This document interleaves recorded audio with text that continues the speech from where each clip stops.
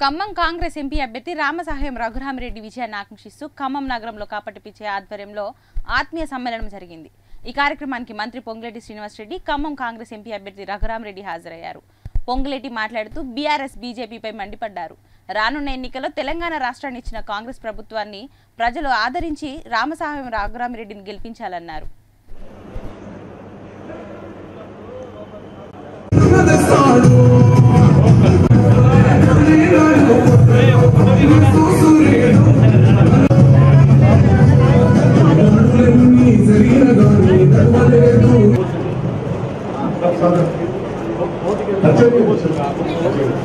Sir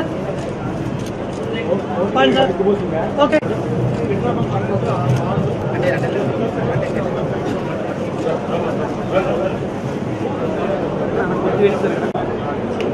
Mahavishnu group నుంచి అందరి apartment కి ఆహ్వానించడం జరిగింది।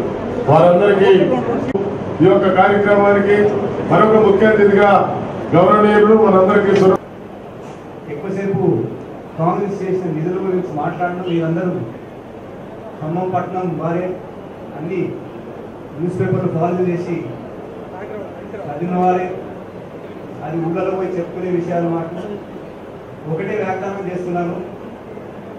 ఈ వాగ్దానం అనేది నేను ఈ 5 సంవత్సరాలు ఖమ్మం పట్టణం వదిలిపెట్టకుండా తెలంగాణ రాష్ట్రాన్ని ఇచ్చిన కాంగ్రెస్ పార్టీని ఈ పార్లమెంట్ ఎన్నికల్లో అత్యధిక సీట్లు గెలిపించాల్సిన అవసరం ఉంది।